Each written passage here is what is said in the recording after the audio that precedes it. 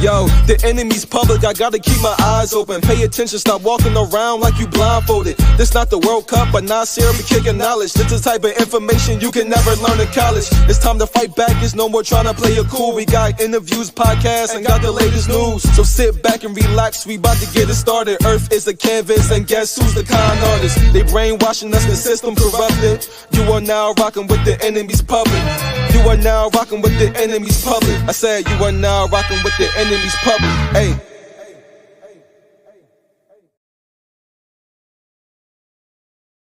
Peace. Peace. This is the enemy's public. I am Bro.Nasir. In the midst of what's trending today on social media, in particular, Black social media, the Montgomery Riverfront brawl, I thought I'd speak about the warrior class of our people versus the soft apologist. Those who are out here feeling bad for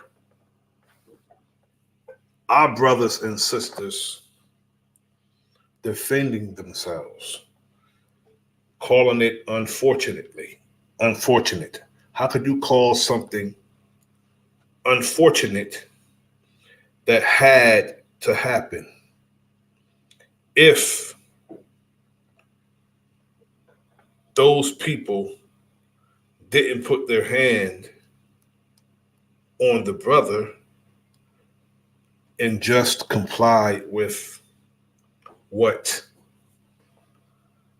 they were asked, that was real sensible, because first there were the rules. Now, some people in particular suspected white supremacists have a problem with taking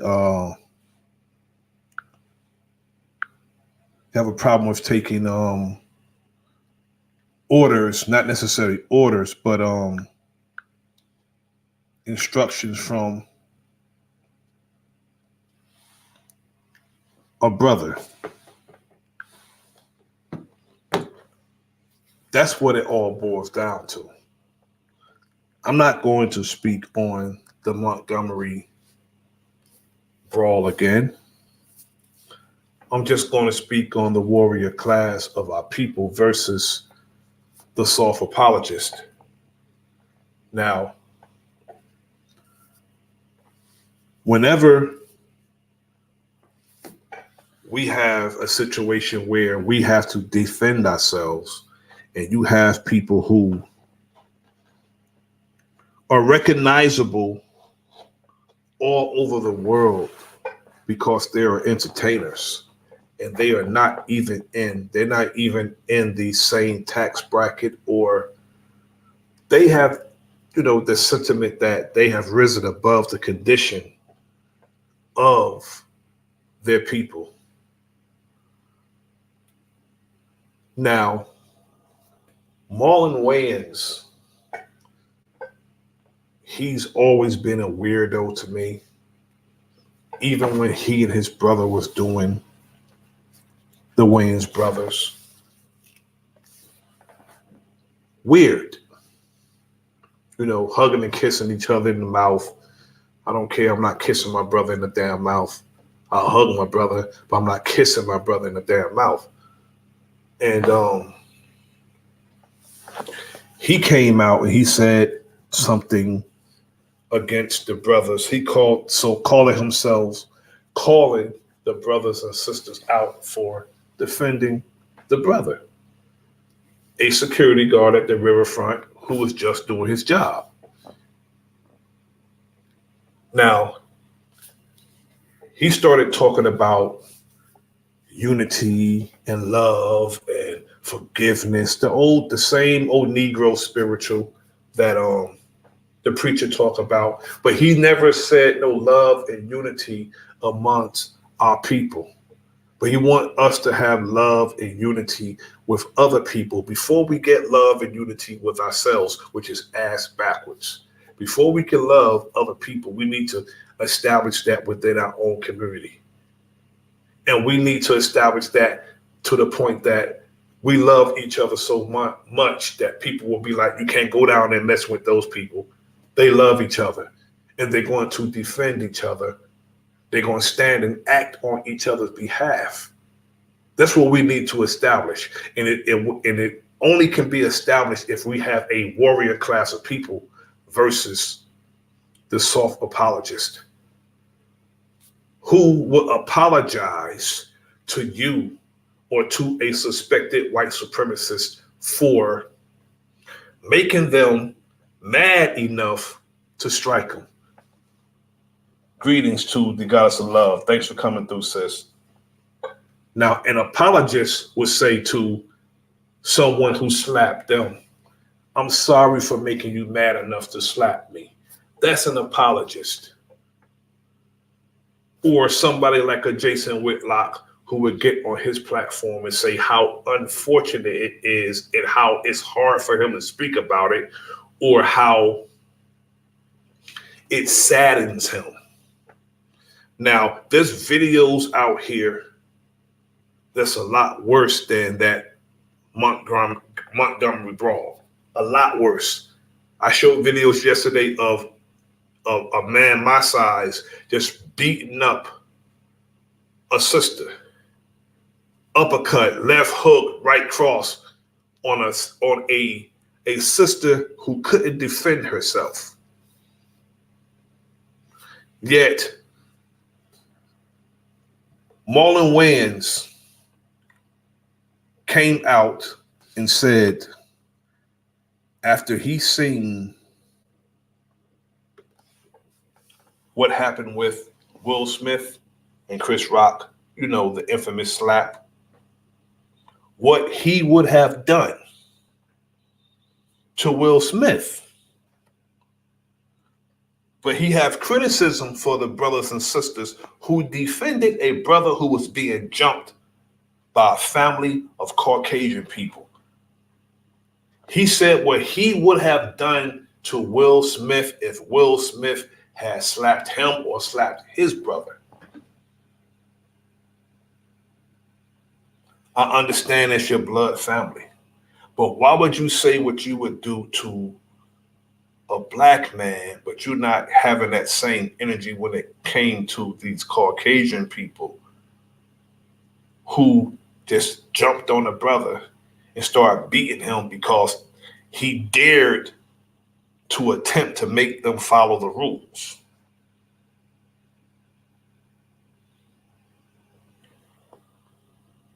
Who are you representing?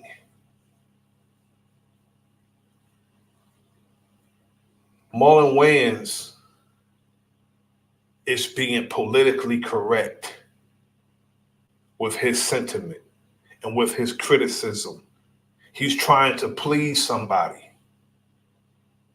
with his sentiment. Now,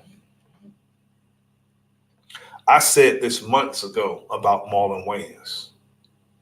When he went on a national tour, going from talk show to talk show to talk show to talk show, talking about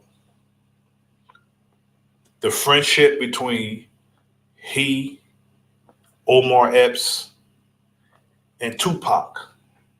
And he was going from talk show to talk show, telling the same nasty ass joke about Omar Epps being asleep with his mouth open and Tupac put his privates by his mouth. Why would you go telling that same joke all over the nation? And I can tell that Omar Epps felt some kind of way when he was telling that joke. Peace to JJ, the Enlightening One. Thanks for coming through, good brother. I could tell that Omar Epps felt some kind of way that Tupac told that joke right in front of him on national television. Why is he telling that nasty ass joke about Tupac? Because people are already questioning the sexuality of Tupac. And I think because he's a friend, they came to him, not being a conspiracy theorist, but his moves that he's making. How he's moving is very suspect. Telling that same nasty ass joke. And sort of confirming what is suspected about the brother who is now deceased, Tupac.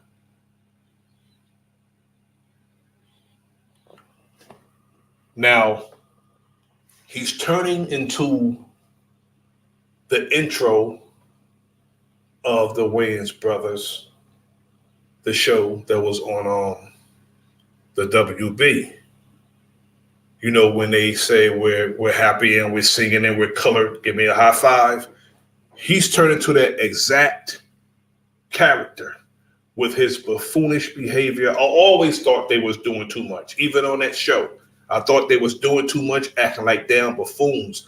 I always said that Keenan was funny, and I always said that Damon was funny. Marlon and Sean, not funny to me. Buffoonish, doing too damn much. Peace to the brother P. Moses. Peace to the brother Brown's Flat Power God. Now, I don't expect a buffoon like Marlon Wayans to stand up and be a man. First, he's an entertainer, and he's not the warrior class of our people. He's not. I expect him to do exactly what he's doing, being an apologist, a soft apologist. I expect him to do that. But if you are not going to stand up and act on behalf of our people, have nothing to say. Just because somebody put a mic in your face and a camera in your face, it doesn't mean you have to speak. Learn how to say no comment instead of saying something against your own people. It's not unfortunate that our brothers and sisters will defend another brother. That's very fortunate. It needs to catch on.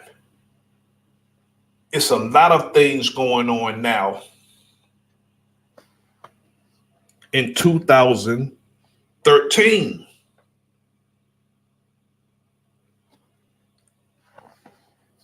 They want to tell us that things have changed, but it's a lot of things that's going on in 2013 that tells us that things haven't changed, or they want to go back to the 1950s and 60s.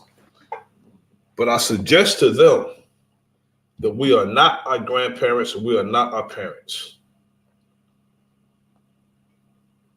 Yet, I'm going to tell you about my grandfather and my father. They was a part of the warrior class of people. I'm my father's son. And I seen what he done and my grandfather. They was a part of, I'm speaking about the generation, not my people in directly.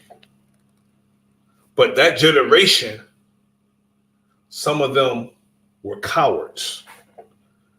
Some of them thought the warrior spirit was to just speak out or lock arms with their open and consistent enemy and rock back and forth saying we shall overcome. No, there's no we. Wanting nearness to your people and gaining that nearness is not overcoming. Now I'm going to show you some things that happened one thing, I'm going to show you one thing in particular that happened recently. In 2023, that is synonymous to a damn chair. It's not ironic, but it's crazy that the brother would grab a chair and start swinging it at people defending another brother, which is a good thing, because I'm never going to tell somebody that they shouldn't defend themselves. I say fight with all you got if somebody put their hands on you. But check this out, family. In 2023, bullshit like this happened.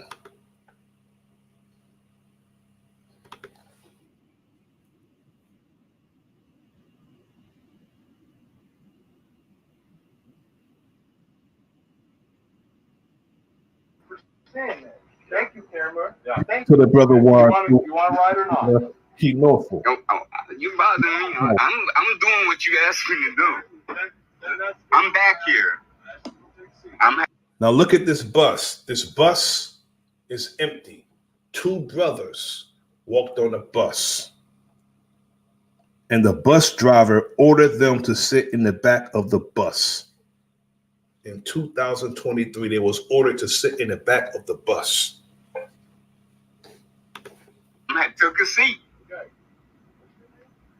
Right. Driver? That's it? All right. I have to use the restroom. No. Okay. And we have the camera watching. That's cool. See, a lot of these suspected white supremacists, so-called white supremacists, they want to push these buttons. This guy probably had a gun on him, and he wanted to push the buttons and have the brothers agitate the brothers to the point that it got physical, and he could have possibly pulled his gun out and shoot the brothers. That's what they do. They'll have these guns and they're eager to shoot one of us, so they'll start with us, and when we go upside their damn head, they'll pull a gun out and shoot one of us. I always say, if you stay ready, you don't have to get ready.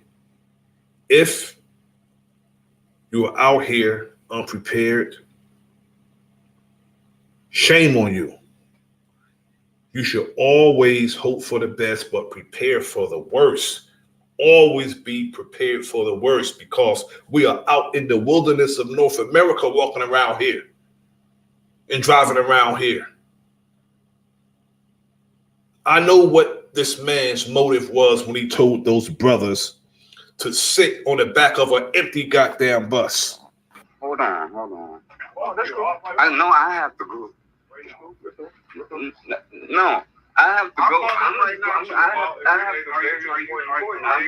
Are you guys trying to start something? I went to the back of the seat. Nothing wrong. So I'll call them right now, because we did nothing wrong. We got monitoring. You haven't had. And then he threatened to weaponize the police, to call the cops. Look at the bus. It's empty. But he told them to go and sit at the back of the bus. I asked you a simple question. I did nothing to you. It's on camera. So if you really want to do this, we can do this. Oh. You said you were going to call it. I will look right. I asked you a simple question. I didn't like doing it. I have it all the time. Just I lie with you all the time. It wasn't the guy who got the back. Shorter, stockier white guy. Super nice with the daughter that rides sometimes. I've been riding with him for a long time. I don't remember his name, but the point is, he's never treated anybody like this. I asked you a simple question. I just said, and it's all on film. You came across without it. No, I didn't. Everybody was wrong. Yes. No, sir. This is the morning. Okay, hold on. It's cool. I'm asking him. It's on camera. All right. It's on camera. Peace to my brother, Keith. But that's why I'm saying, if you really want to call the cops, we can call them, because nothing was wrong. Nothing's get wrong. There's no physical assault. Go take your seat before I change. All right. So all I'm saying is I asked you a simple question. Look at how he's talking to these young brothers. They get on the bus just to take a ride. The bus is empty. He ordered them to the back of the bus. He telling them, just go take a seat before I change my mind. He don't even want them on the bus. See what I forgot what I think it's Fargo, Iowa. They should make this company suffer. First, by exposing the company, and second, by digressing and divesting, not supporting this company and not riding this bus and telling all of our people to start riding like they did the boycott back in the 60s, and it hurt the company. And I tried to answer it, but you were interrupting me. Sir, I was turning around and you're sitting there. Hey, I gotta go. We gotta go. Turn around and say, oh.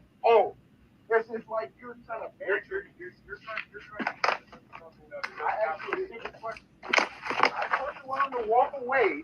You're steady in front of me, watching me, and I turned around like this and looked, and I said, okay, I'm going away. Let's back this up to the beginning. Can we just go? Let's just go, man. I showed you Let that man. like I'm always I asked you your name. and I said it's right there. So that way you can look on your manifest and look and see that's me. And then what did I say to you? I said we load from the back to the front. And I asked you because I've never been on Greyhound today or Jefferson Line, Greyhound or Jefferson Lines, where we have the driver saying, hey, change my mind and have you guys sit here there.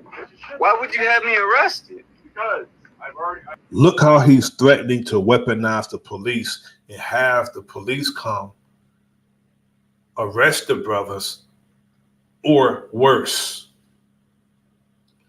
I'm going to do an update on this because I need to know if this bastard lost his job for this. He need to lose his job for this. I've already determined that I wasn't going to. My brother Juan Truth, hip hop forever, good brother. That was your answer. I did not say that. When I went to go sit down, you said no. I said in the back. So I was confused. And I'm like, why are you telling me where I'm Because we sitting? load backwards to front. But that's why I was saying I didn't know why And the you were reason, telling me that. and I told you the reason. Right, Because but I had you're two saying guys that. get into a fight and they both got arrested because one guy turned like this to go put his bag in Okay. and rushed another dude. Right. And that guy had a chip on his shoulder about it. Right. So in an effort to try to avoid that, it's easiest to load back to forward. That way the last person getting on doesn't And get that's what anywhere I near was the asking. people in the back. And that's what I was asking. Sit down or get off. Listen to how he's talking to him. He's trying his best to agitate these brothers. A less patient brother, it would have worked on. But it probably would have got him arrested or worse. That's what I was asking. That's what I'm saying. I didn't know. I'm right here. I'm sitting down. I'm in the back of the bus like you asked me to. I'm sitting down. I'm just trying to diffuse because we gotta go. Okay.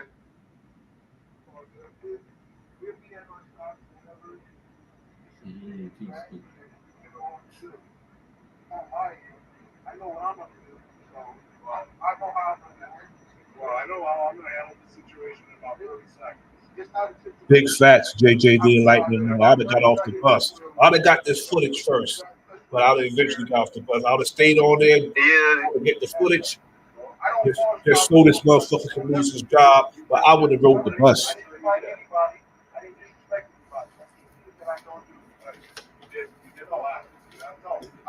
No. If it was disrespect, I'd be in Pitts jail right Cree now. 1000.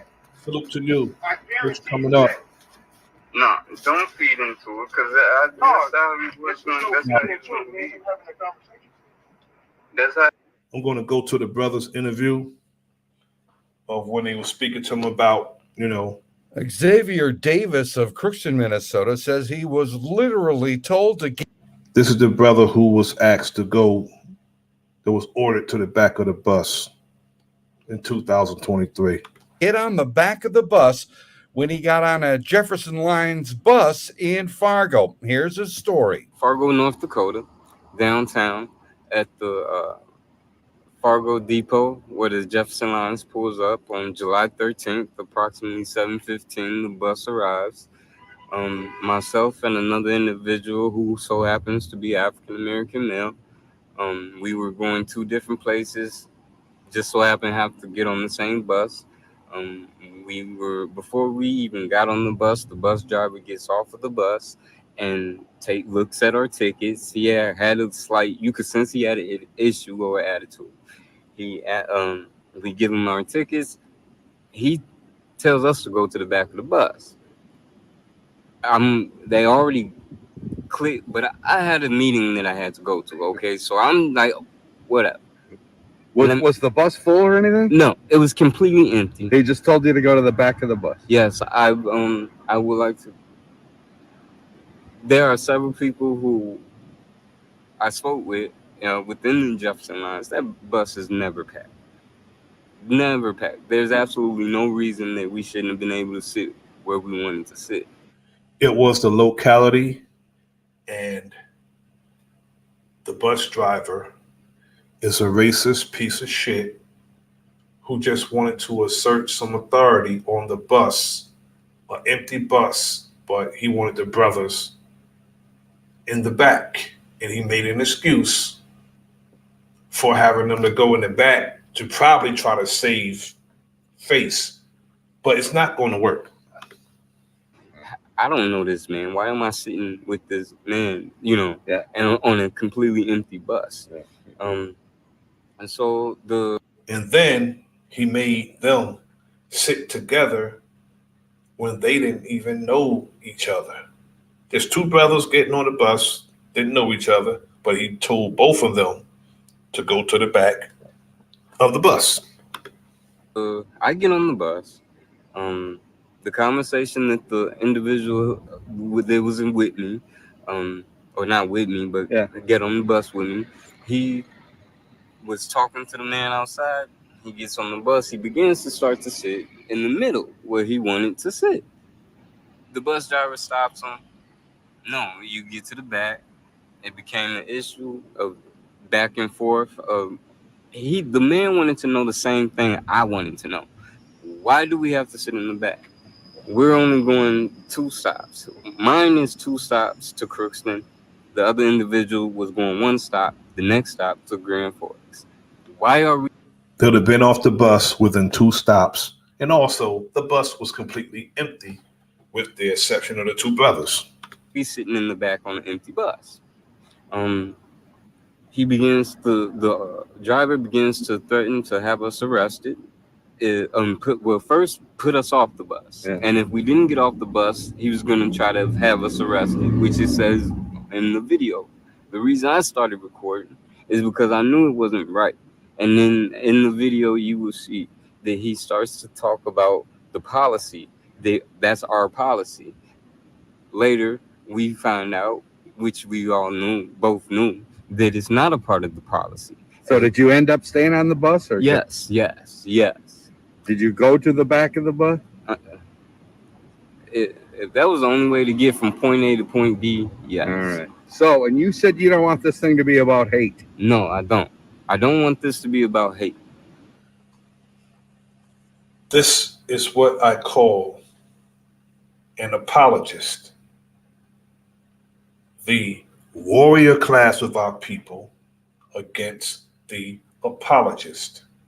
The man did this to you because of hate. Just because you ignore something is not going to make it go away. Problems have to be solved. They don't go away. If this dude said he don't want to make it about hate, it's not about what you making it about anyway, because you didn't initiate the fucking encounter. So he made it about hate. It began with hate. But this Urkel ass nigga don't want to see it for what it is. Because first off, I can I be a little blunt? Yeah. all black people aren't bad people. All right, I'm 30. All black people aren't bad people. What are he saying? To say all black people are not bad people, to me, my sentiment is to say that the vast majority of us is, and he's the exception to the rule. I must be losing my fucking mind. 35. I'm a little young to some people, but I'm grown. All black people are not bad people, but also all white people are not bad people. Here we go with the inclusivity. Got to be inclusive. This is what we have to stop. We have to stop massaging the egos and the feelings of our open and consistent enemy. Just tell the truth outright. No filter. Who is you trying to, who is this dude trying to impress and make comfortable? Were you made comfortable on a bus? You couldn't even sit what you want to sit. But you're trying to make the person you're talking to now comfortable. He's a straight goofy, a peewee. There's different good and bad in everybody. So I don't want this to turn into an issue of hate. What I do want is for this man to stand up in my face and apologize and shake my hand. TV, he was wrong. He shouldn't have done that. And he continued to yell at me. An apologist want an apology. This is synonymous to Henry Louis Gates being snatched up by the police when he was trying to go into his own home. And Barack Obama started out by calling the cops stupid, but it ended up with Henry Louis Gates, Barack Obama, and the cops having beer, and he made both parts equally wrong in that situation. When the cops, the police were clearly wrong in that situation because they stereotyped the man, they racially profiled the man who was trying to get into his own home in Stamford, Connecticut. Henry Louis Gates, he's a Negro, but he is a renowned professor, not somebody I rock with. That's why I call him a Negro. But these type of Negroes, we can't afford. He's not the warrior class. He wants to go along to get along. He's a nice guy. He's what you call a nice guy. And nice guys finish last.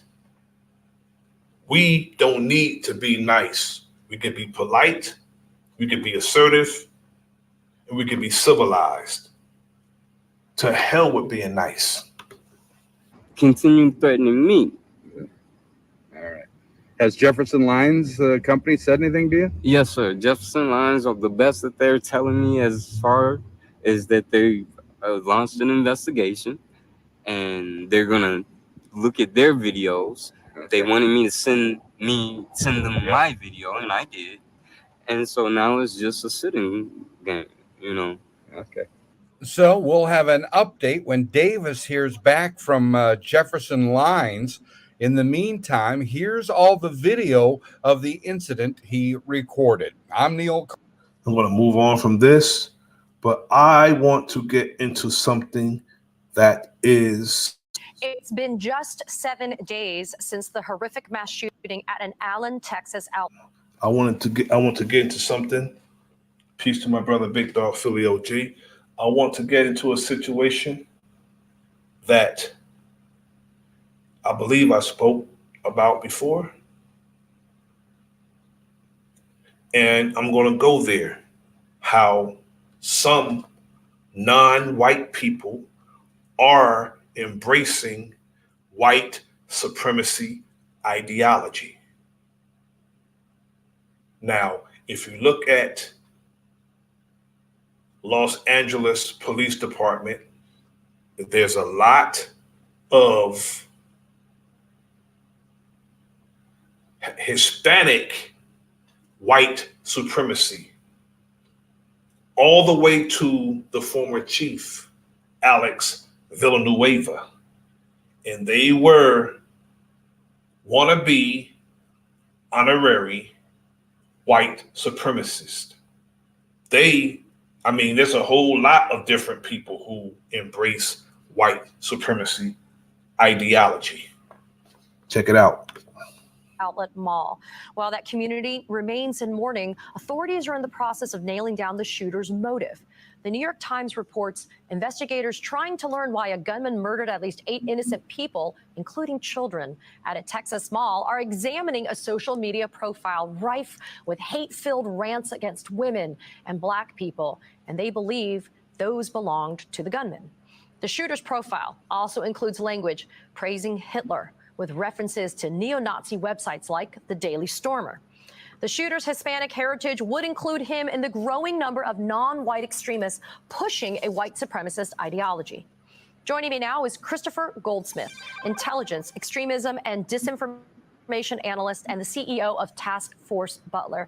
Chris, it's always so good to have you on the show. Sadly, though, it's usually around some type of mass shooting or some type of tragic event. But I think your voice is important for our viewers to really get some knowledge as to what's going on.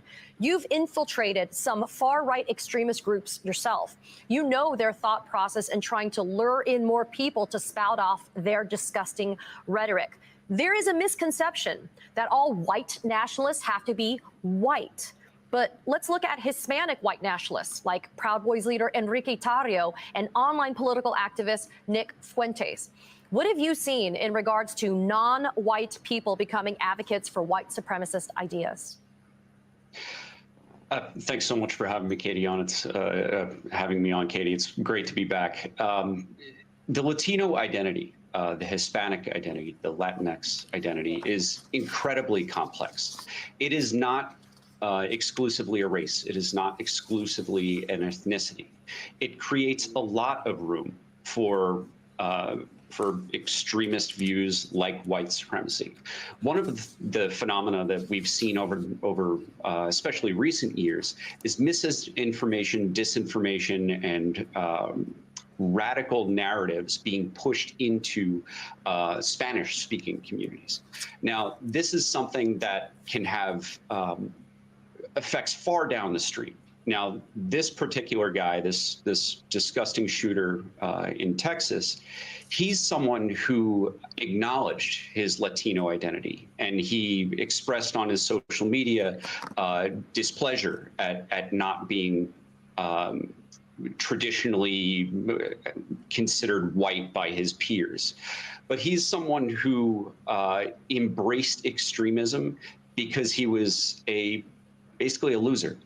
That was his way to find a sense of community. That was his way of finding purpose. And now that type of extremism is being promoted by folks like Enrique Tarrio, like you mentioned, like Nick Fuentes.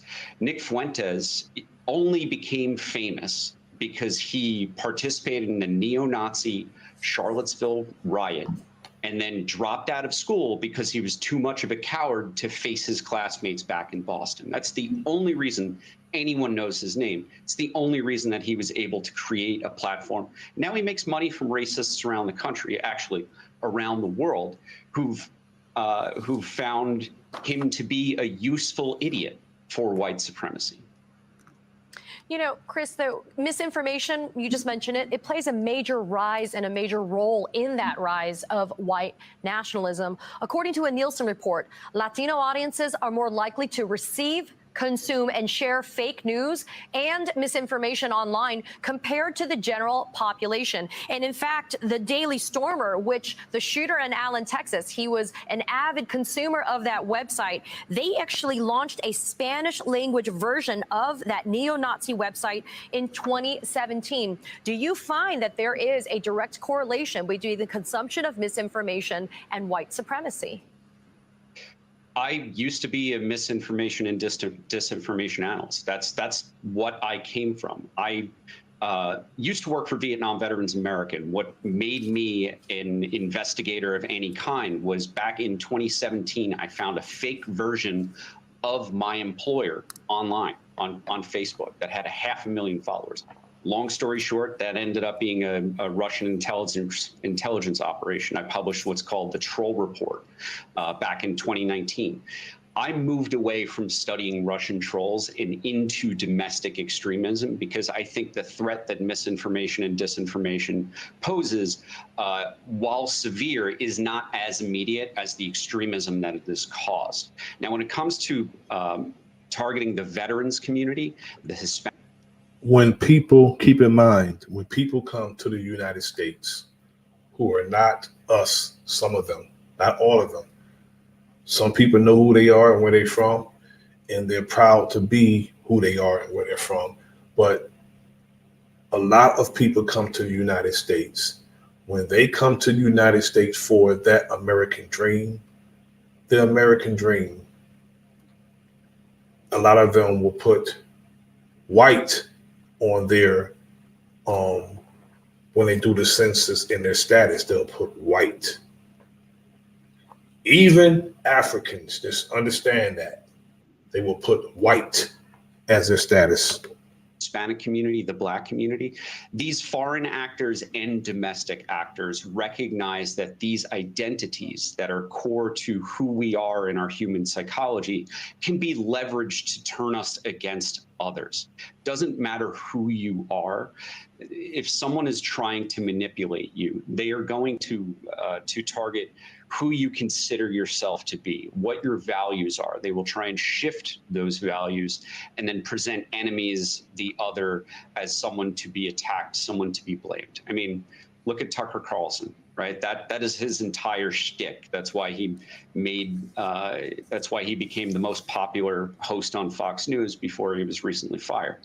It is people like that who focus on these identities and dividing people that become powerful thanks to these algorithms, right? It is the Facebook, the Twitter algorithms, all of these alternative social media platforms, they reward outrage.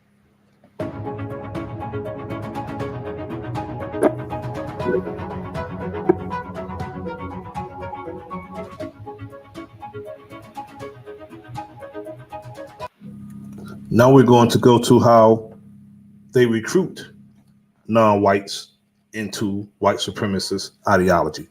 I guess now let's talk a bit more about your undercover work and your work with white supremacists. You were interviewed in the for Brennan, and I read that interview about your experience seeing white supremacist groups recruit non.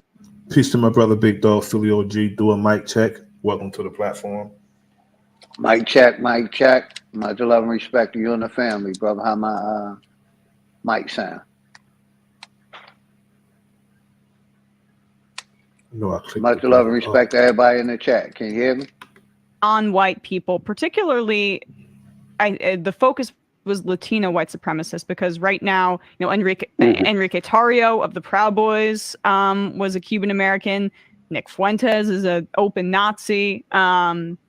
Even the neo-Nazi shooter in Texas was of Hispanic descent, and I think that a lot of people feel that that's an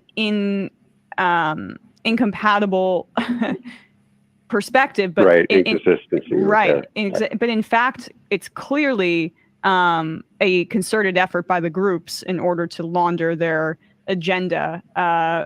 Can you talk a bit about that?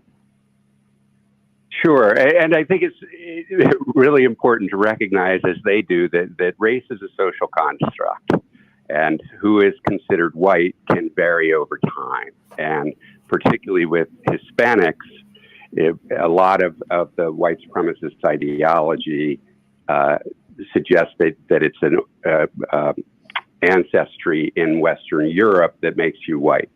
And so many Hispanics have ancestral connections back to Spain. So if somebody had a Spanish surname, they could just say, "Oh, I'm not Latin American. Right. My ancestry traces back to Spain, which is in Europe, which makes me white." And there really wasn't a lot of investigation. If somebody claimed that, okay, you're in. And obviously, big difference between Hispanics and the Latino brothers and sisters. No, there's a big difference. As white supremacy and far-right militancy merge, there are far-right governments all over the world, and there are ethno-nationalist groups all over the world that have different races and are focusing on a different ethnicity that are like-minded with white supremacists, so tend to work in concert with them. But and also human nature is just odd. Sometimes people identify with a group that outwardly hates them, and because race is most of the executioners in California, under the leadership of former Sheriff Alex Villanueva, were Hispanics. They were very racist, and they were attacking Black people. The social construct. Sometimes it's just trying to associate with power. So if white people are the group in power in a particular country, and I'm not white, I might want to assist them just for the short-term protection that gives me, hoping that things will change before the race war starts that they're trying to start. So there have always been people with Jewish backgrounds, people with multiracial backgrounds who've been part of these movements. Yeah, and I think people think of the Chappelle skit of Clayton Bigsby, right, of the black white supremacist, but it is obviously more complex than that. Would you say it's this desire to be close to a sense of power that draws from their end people into it? Based on your undercover work, what did you see? A lot of people that come here to the United States would try to align themselves with anybody who they perceive as winning. They don't want to be like Jordan when he came to the Chicago Bulls and make the team a winning team. They want to get on a team that's already winning. That's what a lot of people do when they come to the United States. Anybody they perceive as winning, they want to be on that team. So when a lot of people come to the United States, what they do, they will put white as their status. They can be dark as 12 midnights, but their status will be lily damn white. You see was really the hook for non-white people to be associated with something like this? Well, really the hook for all of them, for the groups that I was infiltrating, the part of the white supremacist movement that was openly participating in criminality and violence, a lot of them were just criminals. Right. And, there aren't too many, if you try to join some local social club. If we look at what's going on in New York, with the immigrants in New York, Chicago, Philadelphia, wherever they're at, They're over there in these cities being spoiled. They're taking our tax dollars, those of us who are paying taxes, didn't even ask us.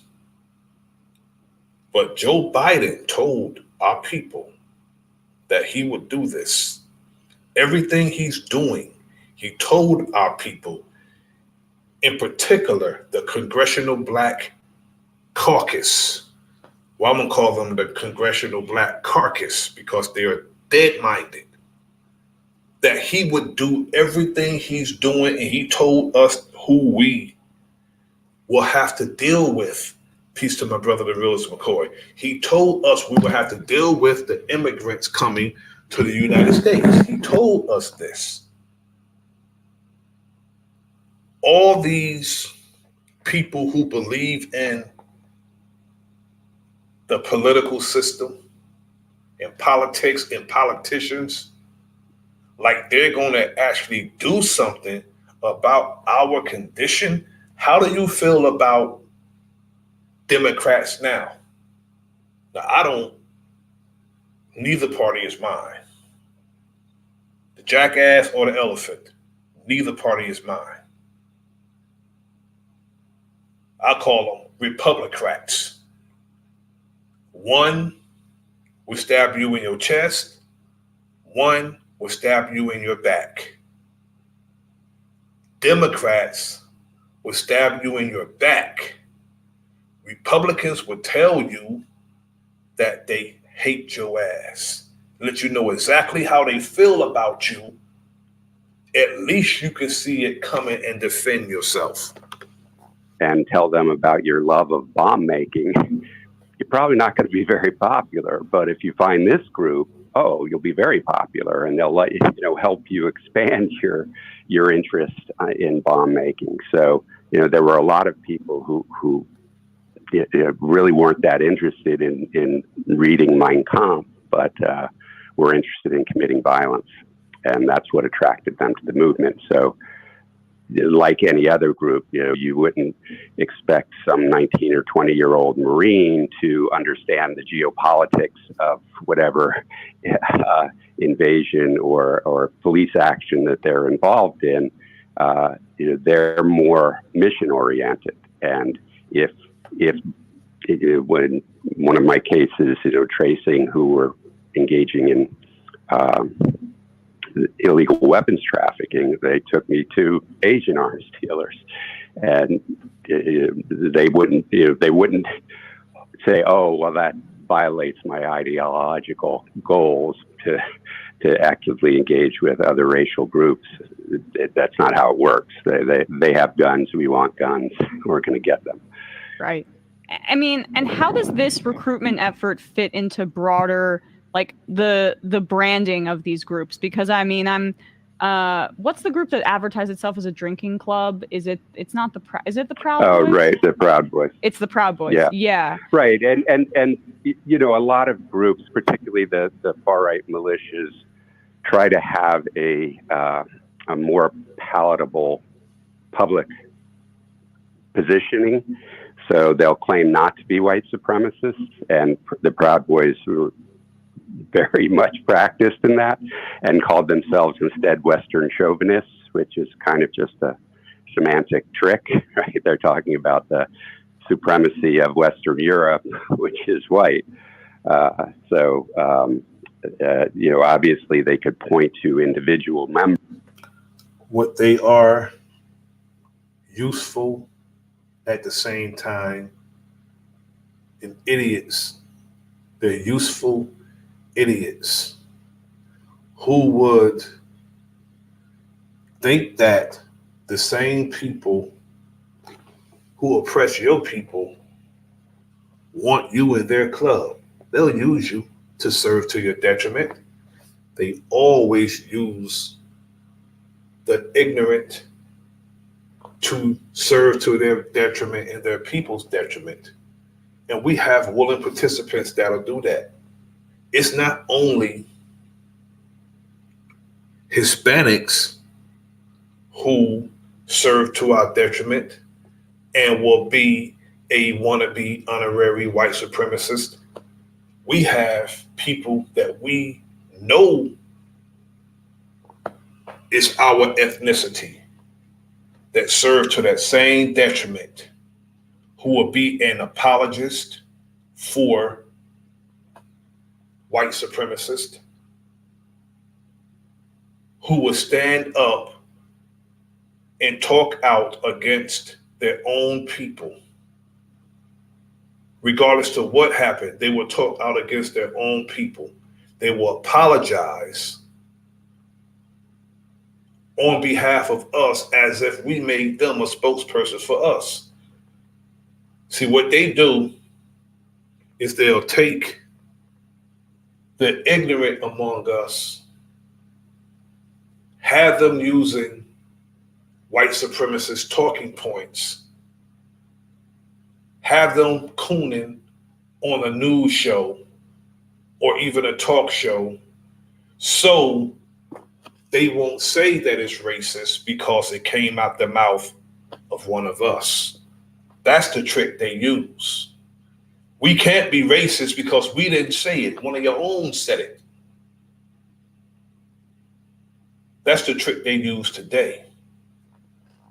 Members who might not fit the public perception of who is white, but their activity was hand in glove with other white supremacist groups when they were committing crimes. So it was a distinction without a difference.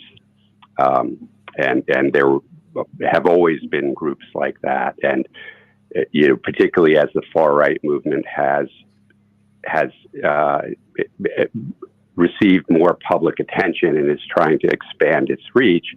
One of the popular T-shirts is Pinochet did nothing wrong. Embracing South American fascism and ethno-nationalism. Now I'm going to move on to the last video.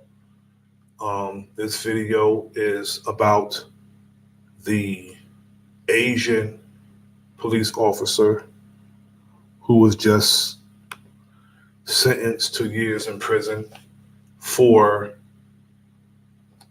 actually a former Minneapolis police officer has been aiding and abetting and keeping the people at bay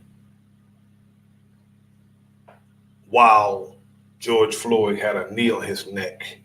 He kept the people at bay and he failed to intervene while a man was being murdered.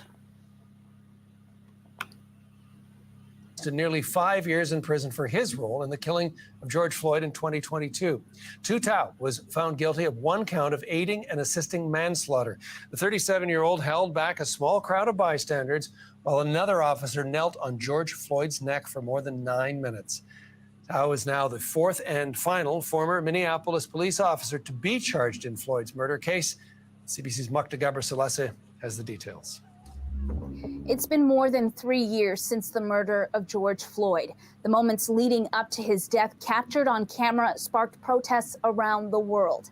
The other 3 officers involved have already been sentenced both in state and federal cases. Derek Chauvin, the now former officer who dug his knee.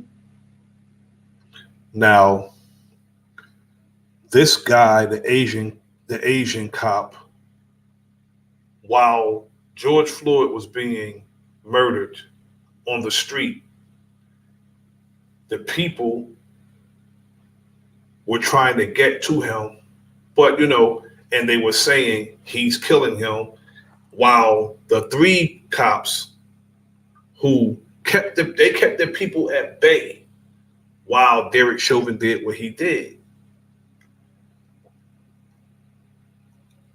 I was just on the Realist McCoy's platform before I came over here to my own platform, and he said something that was key when it came to this type of situation. This system is not rigged.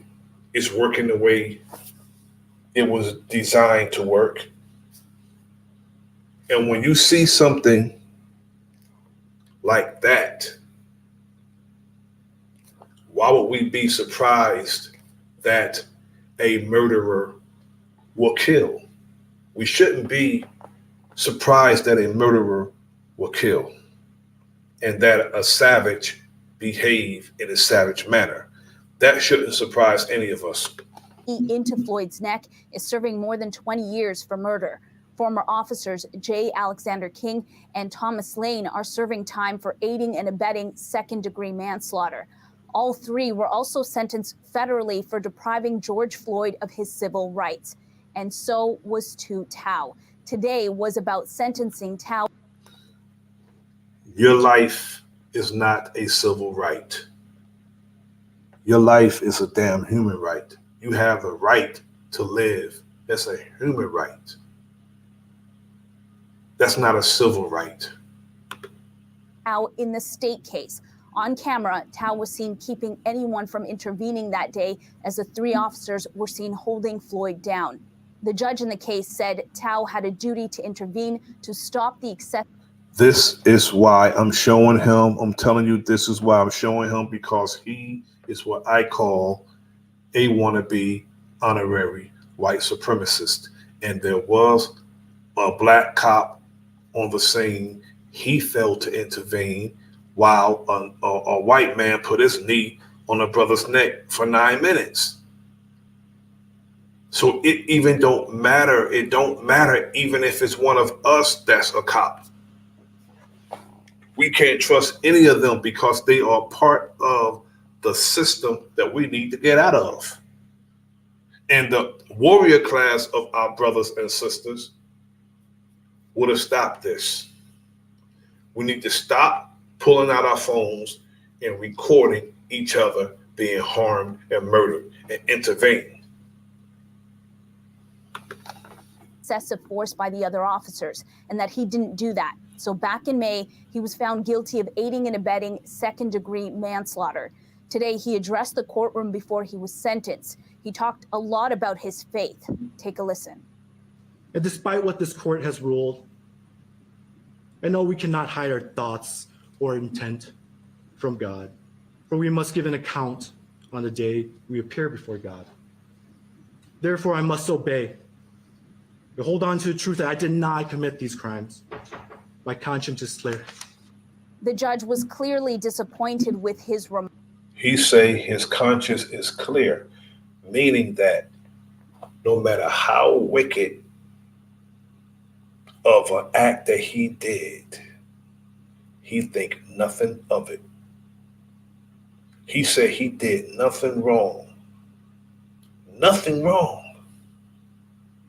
His conscience is clear. That's savage to be able to do wickedness with a clear conscience. Remarks. After 3 years of reflection, he was expecting to hear more. Take a listen.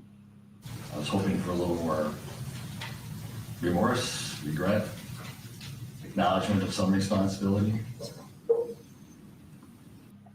He had no regret. Now this judge, you know, he has the same last name as the mayor of the city that I live in. Kind of look like the bastard too. Less preaching. I'm not going to rehash all the facts from my order, which I found that the things you did and the things you didn't do make you guilty of this crime. I'm not going to rehash all that.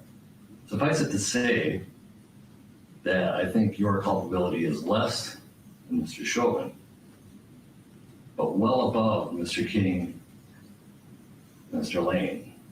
In the end, the judge sentenced him to serve almost 5 years. He'll be serving that concurrently with the 3.5-year federal sentence for violating George Floyd's civil rights. Magda Gebre-Selassie, CBC News, Washington. The warrior class of our people need to step up and handle business. I would never suggest to any of our people to be out starting fights and being the aggressor. Getting prepared doesn't make you the aggressor. We should always be prepared. We should always stay ready so we don't have to get ready. Because we have people out here, they get up in the morning with the sole purpose of being the aggressor. And we have to ready ourselves. Yep, a lot of us, we think the world is some damn TV program that it all ends well at the end of the damn story, when the world is not like that. Nowhere in this world is it like that. Yet, those of us who are in the soft batch as opposed to the warrior class, keep thinking that you can talk your way out of somebody who has their mind made up that they're going to do you harm. Keep thinking you can talk your way out of that and see what it gets you. I've seen videos where people were begging for their lives. It didn't matter. Not one iota did it matter.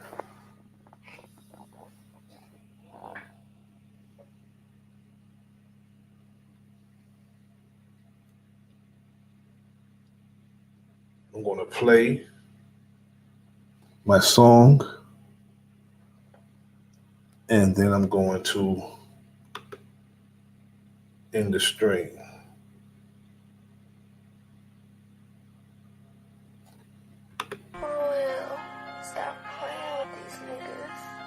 Lego. Hey, I'm really proud of y'all. Montgomery Brawl. Bitch, not one but them all. Montgomery Brawl. Shout out bro that can swim. Montgomery Brawl. Salute shit, really all of them. Montgomery Brawl. Shout out Unc with the chair. Montgomery Brawl. Everybody that was there. Montgomery Brawl. Threw the hat off at the start. Montgomery Brawl. Man, shout out to the guard. Montgomery Brawl. Hey, now y'all done started some shit, so we gon' finish y'all it. And this time, everybody about to witness it. Y'all. Bro told them to move, just doing this job. But y'all wanted to jump him, so now we got a prize. Let's get it. All right, bet. Let me tell y'all what really happened. Heard they was jumping on my cousin, let me off, Captain. Cuz came out the water like, let's get it cracking. Unc came with the chair like I got some action. Cuz came no shirt like I got Sebastian. I got him. Even the women getting hit like, damn, what happened? Hey, this shit was kinda lit like, damn, it's cracking. I even seen a rock bottom like, damn, this wrestling. Seen a couple of them boys go night-night. And we got the first black man to swim to a fight. Salute. If you mad at this song, don't mention me. Don't do it. But fuck that chair going down in history. Hey, I'm really proud of y'all. Montgomery Brawl. Bitch, not one but them all. Montgomery Brawl. Shout out bro that can swim. Montgomery Brawl. Salute shit, really all of them. Montgomery Brawl. Shout out Unc with the chair. Montgomery Brawl. Everybody that was there. Montgomery Brawl. Threw the hat off at the start. Montgomery Brawl. Man, shout out to the guard. Montgomery Brawl. Yeah, this is a real good moment in history right now. Let us all smile.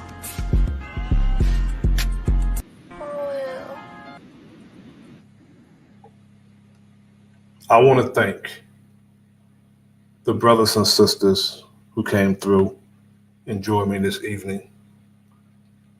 Peace to my better half, Mrs. The Enemy's Public. Peace to Big Dog Philly OG. Peace to Keith West. Peace to Goddess of Love. Peace to P. Moses, the realist McCoy. Keith West, JJ, the Enlightening One. Peace to Bronze Flat Power God. Peace to Doe Eyes TV. Peace to McCrae. Peace to the brother. Salute to you, Juan Truth. Peace to my brother, Key Norfolk.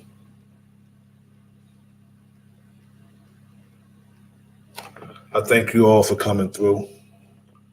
I hope the information that was provided this evening was pertinent to you. And until next time, this is The Enemy's Public. I am Bro.Nasir. Like, share, subscribe, leave a comment in the comment section. Peace.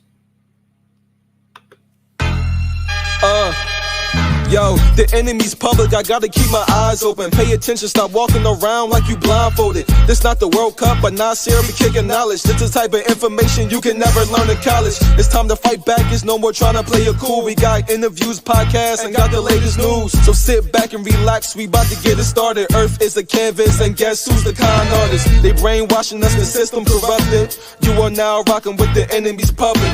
You are now rocking with the enemy's public. I said you are now rocking with the enemy's public. Hey.